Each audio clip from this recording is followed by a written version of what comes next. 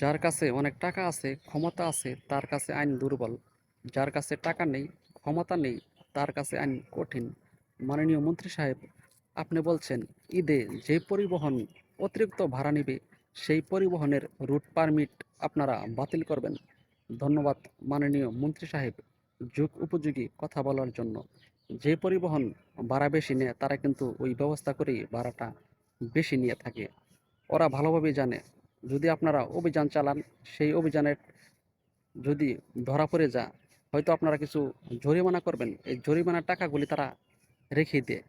মাননীয় মন্ত্রী সাহেব, আপনারা হয়তো বিভাগীয় শহরের যত বাস টার্মিনাল আছে, ওই টার্মিনালগুলি আপনারা তদারকি করবেন। আপনারা কিন্তু গ্রামের বাস টার্মিনালগুলি তদারকি করবেন না। আপনাদের উচিত গ্রামের বাস টার্মিনালগুলো যে আছে, এগুলোতে তদারকি করা। মাননীয় মন্ত্রী সাহেব, আপনারা যখন বিগত সরকারের আমলে আপনারা যখন বিভাগীয় সমাবেশ করতেন, বিগত সরকারের আমলে যারা মালিক সমিতি ছিল পরিবহনের, তারা কিন্তু বিভাগীয় যেই বিভাগে আপনারা সমাবেশ করতেন, সেই বিভাগের সমস্ত দূরপাল্লার গাড়ি তারা বন্ধ করে দিত। আপনারা যাতে সেই সমাবেশগুলো করতে না পারেন, তবুও কিন্তু আপনাদের নেতাগুলো তারা দলকে ভালোবাসে দেখে তারা যেত এই সমাবেশ সফল করতে। তারা কিন্তু অনেক গিয়েছেও, আমি দেখেছি।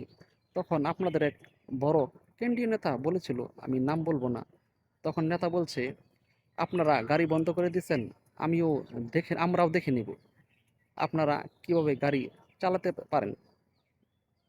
তখন কেউ সুপারিশ করতে আসবেন না। মাননীয় মন্ত্রী সাহেব, তখনকার আমলের কিন্তু গাড়িগুলো এখনো রুটে আছে। তখনকার নেতারা আত্মগোপনে আছে, কিন্তু গাড়িগুলি কিন্তু আত্মগোপনে নাই। সেই গাড়িগুলির ব্যানার পাল্টিছে, কিন্তু সেই গাড়িগুলি এখনো চলে। আপনাদের নেতাদেরকে সমঝোতা করে। মাননীয় মন্ত্রী সাহেব, আপনারা যদি বড় চোরকে ধরে শাস্তি দিতে পারেন, তাহলে ছেঁচড়া চোররা এমনিতেই ভালো হয়ে যাবে।